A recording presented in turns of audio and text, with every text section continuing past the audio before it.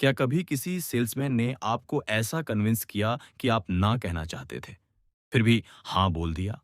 कभी आपने सिर्फ इसलिए कुछ खरीदा क्योंकि ऑफर लिमिटेड था? तो समझ लो, कोई आपकी साइकोलॉजी से खेल रहा था। आज हम बात करेंगे दुनिया की सबसे पावरफुल किताब इन्फ्लुएंस, द साइकोलॉजी ऑफ परसुएजन की, और जानेंगे वो 6 साइकोलॉजिकल ट्रिगर्स जिनसे लोग आपको बिना फोर्स किए कंट्रोल कर लेते हैं। अध्याय 1, रेसिप्रोसिटी, पहले देना फिर लेना। आपने शायद कई बार नोटिस किया होगा कि जब कोई इंसान आपके लिए कुछ करता है, तो आपके अंदर अपने आप एक अजीब सा दबाव बन जाता है कि आपको भी उसके लिए कुछ करना चाहिए। ये दबाव किसी ने आप पर डाला नहीं होता, लेकिन फिर भी आप उसे फील करते हो। यही रेसिप्रोसिटी का प्रिंसिपल है, जो इंसानी बिहेवियर में बहुत गहराई से जुड़ा हुआ है। मान लीजिए, आप किसी दुकान में जाते हो और दुकानदार आपको बहुत अच्छे से ट्रीट करता है। वो आपको बैठने के लिए कहता है, ठंडा पानी देता है, पेशेंस के साथ आपको हर ऑप्शन दिखाता है और बार-बार यही कहता है कि आप आराम से देखिए, कोई जल्दी नहीं है। अब लॉजिकली देखें तो उसने सिर्फ अपना काम ही किया है, लेकिन इमोशनली आपका दिमाग इसे एक फेवर की तरह रजिस्टर करता है। जब आप बिना कुछ खरीदे बाहर निकलने लगते हो, तो अंदर से एक आवाज आती है कि इतना अच्छा बिहेवियर था, कुछ तो ले लेना चाहिए। यही वो मोमेंट होता है जहां डिसीजन लॉजिक से नहीं, बल्कि उस इनविजिबल प्रेशर से ड्रिवन होता है, जो रेसिप्रोसिटी क्रिएट करता है। यही चीज बड़े स्केल पर ब्रांड्स और कंपनीज भी इस्तेमाल करती है। आपने देखा होगा कि मॉल्स में या सुपरमार्केट्स में फ्री सैंपल्स दिए जाते हैं, जहां आप बिना सोचे टेस्ट कर लेते हो। उस समय आपको लगता है कि ये तो बस एक छोटा सा एक्सपीरियंस है, लेकिन असल में उस एक बाइट के साथ एक साइकोलॉजिकल ट्रिगर एक्टिवेट हो जाता है। अब आपका माइंड उस फेवर को रिटर्न करने के लिए थोड़ा इंक्लाइंड हो जाता है और चांसेस बढ़ जाते हैं कि आप वही प्रोडक्ट खरीद लो। इसी तरह ऑनलाइन दुनिया में भी आपको फ्री ट्रायल्स दिए जाते हैं, जैसे किसी ऐप का 7 डे फ्री एक्सेस या किसी कोर्स का फ्री प्रीव्यू।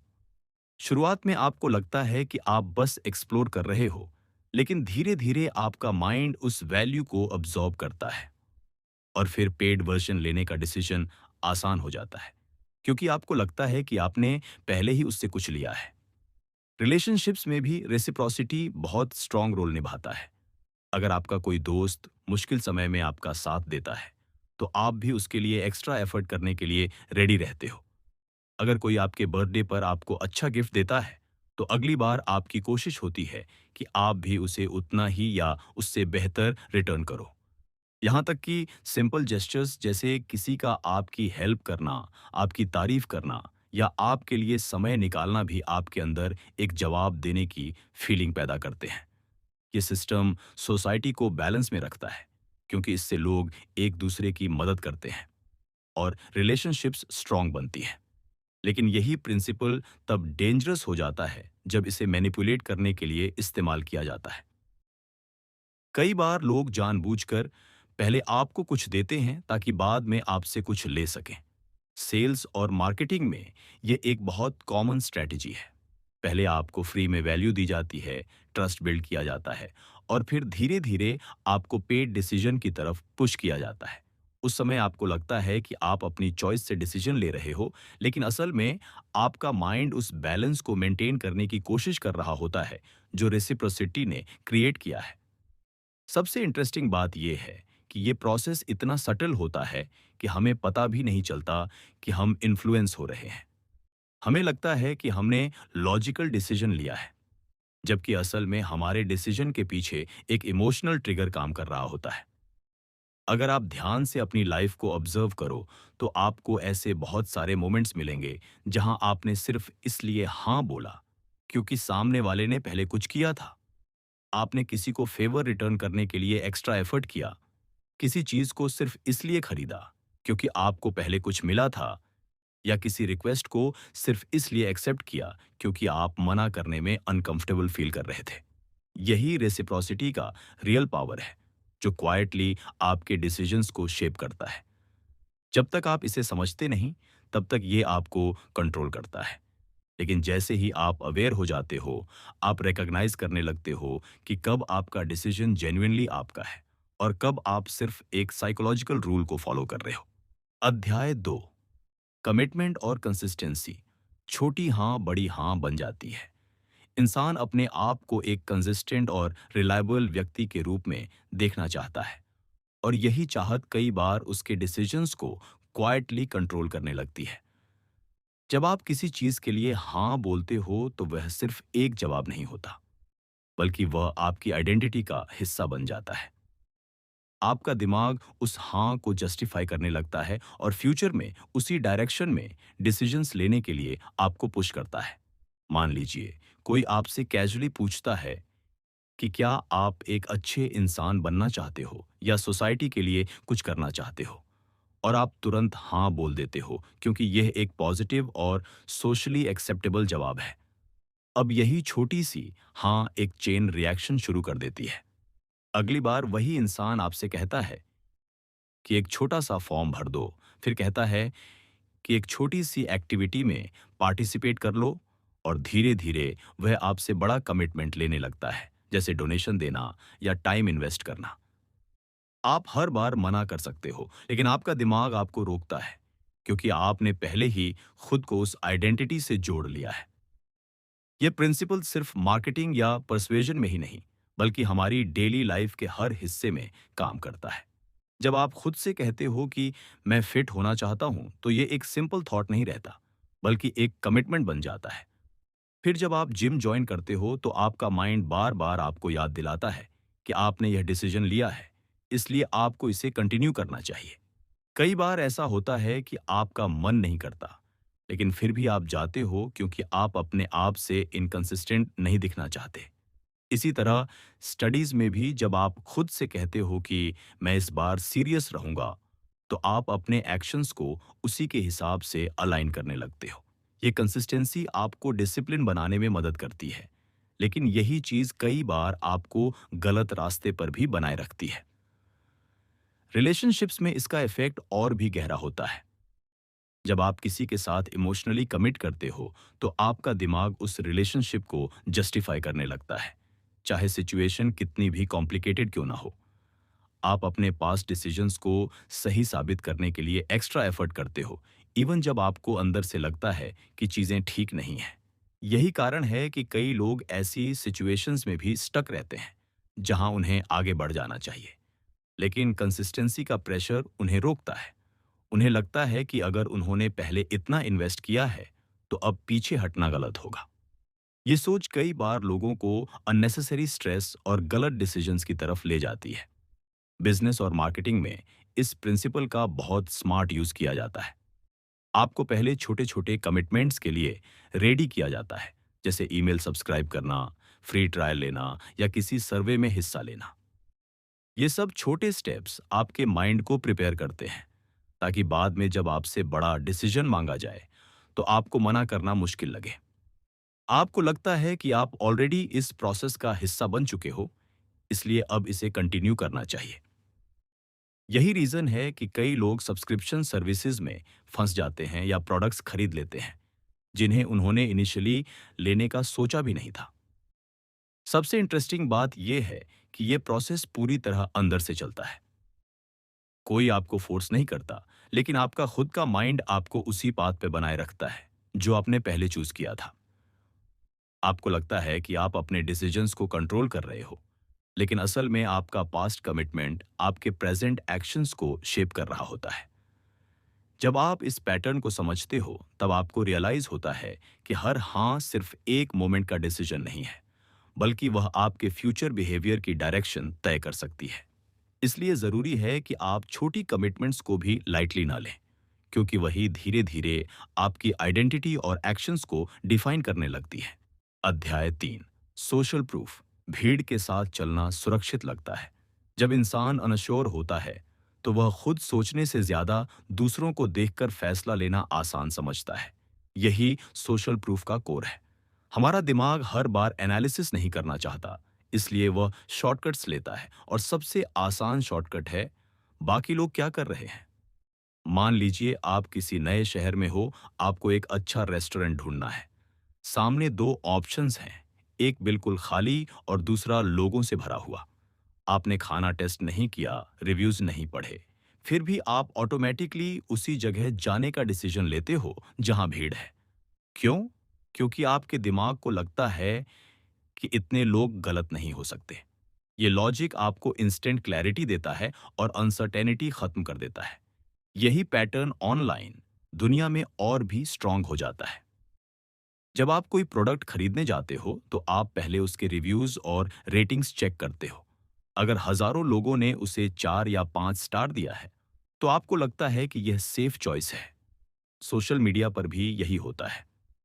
कोई रील वायरल होती है, लाखों व्यूज आते हैं और आप बिना सोचे उसे देखने लगते हो। आपको लगता है कि अगर इतना वायरल है तो जरूर अच्छा होगा।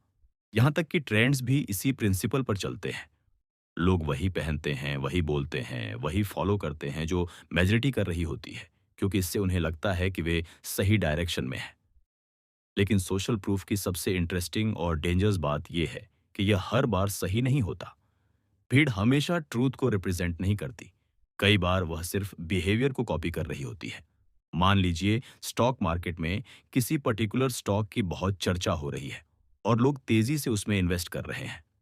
आप भी वही देखकर इन्वेस्ट कर देते हो, बिना पूरी अंडरस्टैंडिंग के, क्योंकि आपको लगता है कि इतने लोग गलत नहीं हो सकते। लेकिन रियलिटी में हो सकता है कि वे भी दूसरों को देखकर ही डिसीजन ले रहे हों। इस तरह एक चेन रिएक्शन बनता है, जहां कोई भी इंडिपेंडेंटली नहीं सोच रहा होता, लेकिन सभी एक ही डायरेक्शन में जा रहे होते हैं। रियल लाइफ में भी यह बहुत बार होता है। जब किसी जगह एक्सीडेंट होता है और लोग सिर्फ खड़े होकर देखते रहते हैं, तो बाकी लोग भी वही करते हैं। किसी को हेल्प करने की बजाय सभी एक दूसरे को देख रहे होते हैं, क्योंकि कोई क्लियर सिग्नल नहीं होता कि क्या करना चाहिए। इस सिचुएशन को बायस्टैंडर इफेक्ट भी कहा जाता है, जहां प्रेजेंस ऑफ क्राउड एक्शन को कम कर देती है। इसका मतलब ये है कि भीड़ हमेशा सही डायरेक्शन नहीं देती। कई बार वह कंफ्यूजन को और बढ़ा देती है। करियर डिसीजंस में भी सोशल प्रूफ का असर साफ दिखता है। जब आपके आसपास के लोग किसी स्पेसिफिक फील्ड में जा रहे होते हैं, जैसे इंजीनियरिंग, सरकारी नौकरी या कोई ट्रेंडिंग स्किल, तो आपको भी वही सेफ ऑप्शन लगने लगता है। आप सोचते हो कि अगर सब यही कर रहे हैं तो यही सही होगा। लेकिन बाद में जब आपको रियलाइज होता है कि ये आपकी इंटरेस्ट या कैपेबिलिटी से मैच नहीं करता, तब रिग्रेट होता है। उस समय आपको समझ आता है कि आपने अपना डिसीजन खुद नहीं लिया था, बल्कि भीड़ को फॉलो किया था। सोशल प्रूफ का फायदा ये है कि ये हमें जल्दी डिसीजन लेने में मदद करता है, खासकर जब हमारे पास इंफॉर्मेशन कम होती है। लेकिन इसका डाउन साइड ये है कि ये हमें इंडिपेंडेंट थिंकिंग से दूर कर देता है। हम दूसरों के एक्शंस को देखकर अपनी सोच को एडजस्ट करने लगते हैं और धीरे धीरे हमारी ओरिजिनलिटी कम होने लगती है। सबसे सब्टल बात यह है कि हमें पता भी नहीं चलता कि हम इन्फ्लुएंस हो रहे हैं, क्योंकि हमें लगता है कि हम एक सेफ चॉइस ले रहे हैं। जब आप इस पैटर्न को समझते हो, तो आप नोटिस करना शुरू करते हो कि कितनी बार आपने सिर्फ इसलिए कोई डिसीजन लिया क्योंकि बाकी लोग भी वही कर रहे थे। अवेयरनेस आने के बाद आप भीड़ को ऑब्जर्व करते हो, लेकिन ब्लाइंडली फॉलो नहीं करते। आप समझने लगते हो कि भीड़ आपको डायरेक्शन दे सकती है, लेकिन फाइनल डिसीजन हमेशा आपकी ओन थिंकिंग से आना चाहिए, क्योंकि अल्टीमेटली आपको ही उसके कॉन्सिक्वेंसेस फेस करने हैं। अध्याय 4, लाइकिंग, पसंद का असर डिसीजन पर। इंसान लॉजिक से पहले इमोशन पर रिएक्ट करता है और लाइकिंग उसी इमोशन का सबसे पावरफुल रूप है। जब हमें कोई व्यक्ति अच्छा लगता है तो हम उसकी बातों को बिना ज्यादा डाउट के एक्सेप्ट करने लगते हैं। यह प्रोसेस इतना नेचुरल होता है कि हमें एहसास भी नहीं होता कि हम इन्फ्लुएंस हो रहे हैं। मान लीजिए आप किसी शोरूम में जाते हो और वहां एक सेल्समैन आपसे बहुत ही फ्रेंडली तरीके से बात करता है। वह आपकी पसंद को समझने की कोशिश करता है, बीच-बीच में आपकी तारीफ करता है, आपकी बातों से एग्री करता है और आपको ऐसा फील कराता है जैसे वह सच में आपकी हेल्प करना चाहता है। धीरे-धीरे आप उसके साथ कंफर्टेबल हो जाते हो और जब वह आपको कोई प्रोडक्ट सजेस्ट करता है, तो आपके हाँ बोलने के चांसेस अचानक बढ़ जाते हैं। प्रोडक्ट उतना इम्पोर्टेंट नहीं रहता, जितना कि वह इंसान इम्पोर्टेंट हो जाता है, जिसने उसे रिकमेंड किया है। यही प्रिंसिपल हमारी एवरीडे लाइफ में हर जगह काम करता है। हम अपने दोस्तों की बातों पर जल्दी भरोसा करते हैं क्योंकि हम उन्हें पसंद करते हैं। हम अपने फेवरेट इन्फ्लुएंसर्स की रिकमेंडेशंस को सीरियसली लेते हैं क्योंकि हमें उनका पर्सनैलिटी और स्टाइल अच्छा लगता है। अगर कोई इंसान हमारे जैसा दिखता है, हमारी तरह सोचता है या हमारे बैकग्राउंड से रिलेट करता है, तो हम उससे जल्दी कनेक्ट हो जाते हैं। ये सिमिलैरिटी हमें एक सेंस ऑफ कंफर्ट देती है और वही कंफर्ट ट्रस्ट में बदल जाता है। इसी वजह से लोग अक्सर उन लोगों से इन्फ्लुएंस होते हैं जो उनके जैसे होते हैं, चाहे वह लैंग्वेज हो, ड्रेसिंग स्टाइल हो या थिंकिंग पैटर्न। कॉम्प्लीमेंट्स भी लाइकिंग को बढ़ाने का एक पावरफुल टूल है। जब कोई आपकी जेन्युइन या कभी-कभी फेक तारीफ करता है, तो आपके अंदर एक पॉजिटिव फीलिंग क्रिएट होती है। आप उस इंसान को अच्छा मानने लगते हो और उसकी बातों को ज्यादा इंपॉर्टेंस देने लगते हो। यही कारण है कि कई बार हम जानते हुए भी कि सामने वाला एग्जैजरेट कर रहा है, फिर भी हम उसकी बातों से प्रभावित हो जाते हैं। हमारा दिमाग उस पॉजिटिव फीलिंग को पकड़ लेता है और उसे डिसीजन मेकिंग में शामिल कर देता है। लेकिन यही जगह सबसे ज्यादा मैनिपुलेशन होती है। कई लोग जानबूझकर लाइकिंग क्रिएट करते हैं ताकि वे आपको इन्फ्लुएंस कर सकें। सेल्स और मार्केटिंग में यह टेक्निक बहुत कॉमन है। पहले आपसे कनेक्शन बनाया जाता है, आपको कंफर्टेबल फील कराया जाता है, आपकी प्रेफरेंसेस को समझा जाता है और फिर धीरे-धीरे आपको उस डायरेक्शन में पुश किया जाता है जहां वे चाहते हैं। उस समय आपको लगता है कि आप उस इंसान पर ट्रस्ट कर रहे हो, लेकिन असल में आप उस इमोशनल कनेक्शन पर रिएक्ट कर रहे होते हो जो उसने इंटेंशनली क्रिएट किया है। यही कारण है कि कई बार हम बाद में रियलाइज करते हैं कि हमने डिसीजन प्रोडक्ट के बेसिस पर नहीं, बल्कि पर्सन के बेसिस पर लिया था। ये प्रिंसिपल रिलेशनशिप्स में भी गहराई से काम करता है। जब हम किसी को पसंद करते हैं तो हम उसकी गलतियों को इग्नोर कर देते हैं और उसकी बातों को जस्टिफाई करने लगते हैं। हम उस इंसान के बिहेवियर को पॉजिटिव लाइट में देखने लगते हैं, भले ही वह ऑब्जेक्टिवली सही ना हो। इससे कई बार हम बायस्ड डिसीजंस लेते हैं क्योंकि हमारा जजमेंट इमोशन से इन्फ्लुएंस्ड होता है। लाइकिंग हमें क्लोज कनेक्शन बनाने में मदद करता है, लेकिन अगर इसे ब्लाइंडली फॉलो किया जाए तो ये हमें गलत दिशा में भी ले जा सकता है। सबसे इंटरेस्टिंग बात यह है कि लाइकिंग को क्रिएट करना बहुत आसान है। सिर्फ सिमिलैरिटी दिखाकर, थोड़ी तारीफ करके या अच्छा बिहेवियर दिखाकर कोई भी आपके साथ कनेक्शन बना सकता है। और वंस ये कनेक्शन बन जाता है तो इन्फ्लुएंस करना आसान हो जाता है। जब आप इस पैटर्न को समझते हो तो आप नोटिस करते हो कि आप कितनी बार किसी की बात सिर्फ इसलिए मान गए क्योंकि आपको वह इंसान पसंद था। अवेयरनेस आने के बाद आप यह डिफरेंस समझ पाते हो कि आप किसी आइडिया को एक्सेप्ट कर रहे हो या सिर्फ उस व्यक्ति को जिसने उसे प्रेजेंट किया है। यही अंडरस्टैंडिंग आपको इमोशनल इन्फ्लुएंस से बचाती है और आपको ज्यादा बैलेंस्ड डिसीजंस लेने में मदद करती है। अध्याय 5, ऑथॉरिटी। जो ऊपर दिखता है, सही लगता है। इंसान का दिमाग हर चीज को गहराई से एनालाइज नहीं करना चाहता, इसलिए वह शॉर्टकट्स का इस्तेमाल करता है और अथॉरिटी उन्हीं शॉर्टकट्स में से एक सबसे पावरफुल शॉर्टकट है। जब कोई व्यक्ति हमें एक्सपर्ट, एक्सपीरियंस्ड या किसी ऊंचे पद पर दिखता है, तो हम उसकी बातों को बिना ज्यादा सवाल किए सच मान लेते हैं। ये प्रोसेस इतना ऑटोमेटिक होता है कि हमें एहसास भी नहीं होता कि हम इन्फ्लुएंस हो रहे हैं। मान लीजिए एक सामान्य व्यक्ति आपको कोई हेल्थ एडवाइस देता है, तो आप उसे कैजुअली सुनते हो, लेकिन वही एडवाइस अगर कोई डॉक्टर कोट पहने हुए इंसान दे, तो आप तुरंत उसे सीरियसली लेने लगते हो। यहाँ एडवाइस वही है, लेकिन परसेप्शन बदल गया है क्योंकि सामने वाला व्यक्ति अथॉरिटी जैसा दिख रहा है। ये टेंडेंसी हमारे बचपन से डेवलप होती है। हमें सिखाया जाता है कि टीचर्स की बात मानो, एल्डर्स की रिस्पेक्ट करो, रूल्स फॉलो करो और अथॉरिटी फिगर्स पर भरोसा करो। ये कंडीशनिंग हमें सोसाइटी में डिसिप्लिन बनाए रखने में मदद करती है। लेकिन यही कंडीशनिंग कई बार हमें ब्लाइंडली फॉलो करने की आदत भी डाल देती है। जब हम किसी यूनिफॉर्म, टाइटल या पोजीशन को देखते हैं, तो हमारा दिमाग ऑटोमेटिकली अस्यूम कर लेता है कि यह व्यक्ति सही होगा, और इसकी बातों पर डाउट करना जरूरी नहीं है। यही कारण है कि हम पुलिस, डॉक्टर्स, प्रोफेसर्स या किसी भी प्रोफेशनल दिखने वाले व्यक्ति की बातों को ज्यादा वेटेज देते हैं। मार्केटिंग और एडवर्टाइजिंग में भी अथॉरिटी का यूज बहुत क्लेवरली किया जाता है। आपने कई एड्स में देखा होगा कि एक्सपर्ट रिकमेंडेड, साइंटिफिकली प्रूवन या डॉक्टर अप्रूव्ड जैसे शब्दों का इस्तेमाल किया जाता है।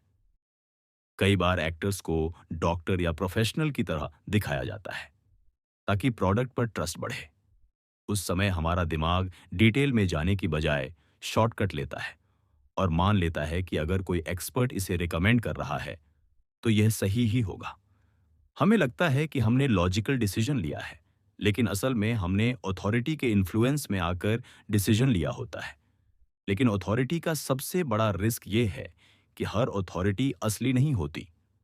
कई बार लोग सिर्फ अपीयरेंस या टाइटल का इस्तेमाल करके खुद को एक्सपर्ट दिखाते हैं, जबकि उनके पास असली नॉलेज या क्रेडिबिलिटी नहीं होती। सोशल मीडिया पर भी कई ऐसे लोग मिल जाते हैं जो खुद को एक्सपर्ट बताकर एडवाइस देते हैं और लोग बिना वेरीफाई किए उन्हें फॉलो करने लगते हैं। यही ब्लाइंड ट्रस्ट कई बार गलत डिसीजंस और नुकसान की वजह बनता है। हमारा दिमाग यह चेक नहीं करता कि सामने वाला सच में क्वालिफाइड है या नहीं। वह सिर्फ यह देखता है कि वह ऑथोरिटी जैसा दिख रहा है या नहीं। रियल लाइफ में भी ऐसे कई सिचुएशंस आते हैं जहां लोग अथॉरिटी के इन्फ्लुएंस में आकर ऐसे काम कर जाते हैं जो वे नॉर्मली नहीं करते। अगर कोई अथॉरिटी फिगर कॉन्फिडेंस के साथ कोई इंस्ट्रक्शन देता है तो लोग उसे फॉलो करने लगते हैं, इवन अगर उन्हें अंदर से डाउट हो। ये बिहेवियर कई साइकोलॉजिकल एक्सपेरिमेंट्स में भी देखा गया है, जहां लोग सिर्फ इसलिए इंस्ट्रक्शंस फॉलो करते हैं क्योंकि उन्हें लगता है कि सामने वाला अथॉरिटी है। ये दिखाता है कि अथॉरिटी का इन्फ्लुएंस कितना गहरा और पावरफुल होता है। अथॉरिटी का फायदा यह है कि ये हमें जल्दी डिसीजंस लेने में मदद करता है और हमें हर चीज खुद वेरीफाई करने की जरूरत नहीं पड़ती। लेकिन इसका नुकसान तब होता है जब हम इसे बिना सोचे समझे फॉलो करते हैं। जब आप इस पैटर्न को समझते हो तो आप नोटिस करते हो कि कितनी बार आपने सिर्फ इसलिए किसी की बात मानी क्योंकि वह व्यक्ति कॉन्फिडेंट या एक्सपर्ट जैसा दिख रहा था। अवेयरनेस आने के बाद आप अथॉरिटी को रिस्पेक्ट तो करते हो, लेकिन ब्लाइंडली फॉलो नहीं करते। आप सवाल पूछना शुरू करते हो, वेरीफाई करते हो और अपने लॉजिक को भी इंपॉर्टेंस देते हो। यही बैलेंस आपको सही डिसीजंस लेने में मदद करता है और आपको गलत इन्फ्लुएंस से बचाता है। अध्याय 6, स्कैर्सिटी, कमी वैल्यू बढ़ा देती है।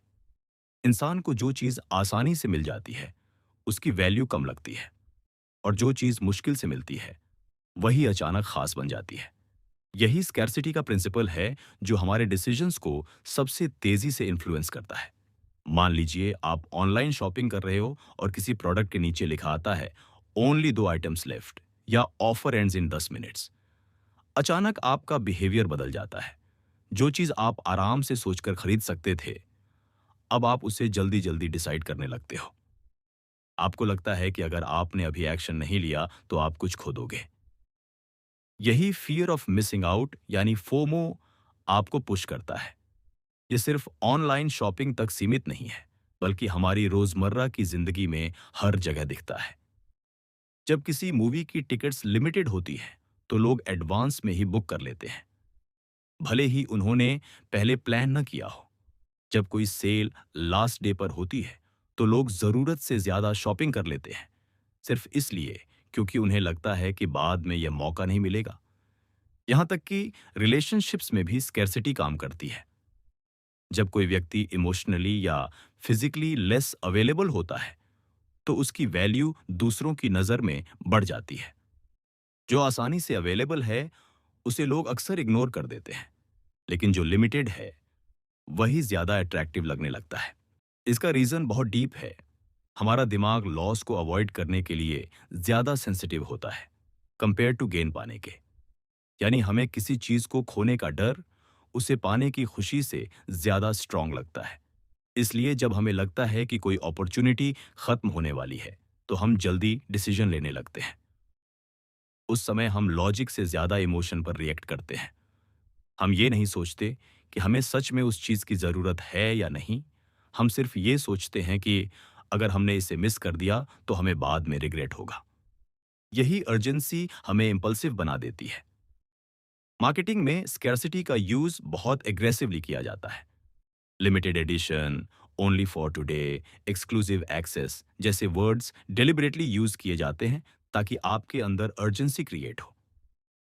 कई बार ये स्कैर्सिटी रियल होती है, लेकिन कई बार ये सिर्फ एक इल्यूजन होता है जो आपको जल्दी डिसीजन लेने के लिए पुश करता है।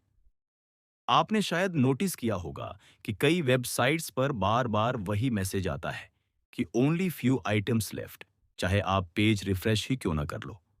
इसका मतलब ये है कि स्कैर्सिटी आर्टिफिशियली क्रिएट की जा रही है ताकि आप प्रेशर में आकर बाय कर लो। रियल लाइफ में भी हम कई बार ऐसे डिसीजंस लेते हैं जो बाद में रिग्रेट में बदल जाते हैं, सिर्फ इसलिए क्योंकि हमने उस मोमेंट में प्रेशर फील किया था।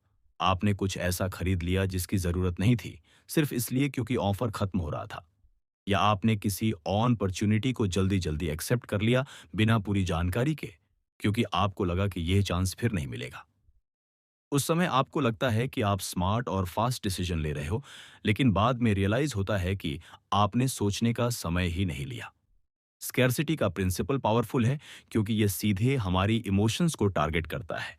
यह हमें सोचने का मौका नहीं देता, बल्कि हमें रिएक्ट करने पर मजबूर करता है। लेकिन जैसे ही आप इसे समझने लगते हो, आप नोटिस करते हो कि कब आपको इंटेंशनली रश किया जा रहा है। अवेयरनेस आने के बाद आप पॉज करना सीखते हो। आप खुद से पूछते हो कि क्या यह डिसीजन अर्जेंसी के कारण लिया जा रहा है या सच में इसकी जरूरत है। यही छोटा सा पॉज आपको इम्पल्सिव डिसीजन से बचाता है और आपको कंट्रोल वापस देता है। जब आप इस पैटर्न को पहचान लेते हो तो आप हर लिमिटेड ऑफर को ब्लाइंडली एक्सेप्ट नहीं करते। आप समझते हो कि असली वैल्यू स्कैर्सिटी में नहीं, बल्कि आपके रियल नीड में है। और यही अंडरस्टैंडिंग आपको दूसरों के इन्फ्लुएंस से थोड़ा ऊपर उठा देती है, जहां आप डिसीजंस प्रेशर में नहीं, बल्कि क्लैरिटी के साथ लेते हो। अब आप समझ चुके हो कि ये 6 साइकोलॉजिकल ट्रिगर्स कैसे क्वाइटली आपके डिसीजंस को शेप करते हैं। फर्क बस इतना है कि पहले आप बिना सोचे रिएक्ट करते थे और अब समझ के साथ चूज कर सकते हो। जब आपको पता होता है कि कब आप इन्फ्लुएंस हो रहे हो, तब आप हर सिचुएशन में थोड़ा रुक कर बेहतर डिसीजन ले पाते हो। और यही अवेयरनेस आपको असली कंट्रोल देती है। अगर आपको ये समझ वैल्यूएबल लगी हो, तो इस वीडियो को लाइक जरूर करें, चैनल को सब्सक्राइब करें और ऐसे ही पावरफुल बुक समरीज के लिए जुड़े रहें।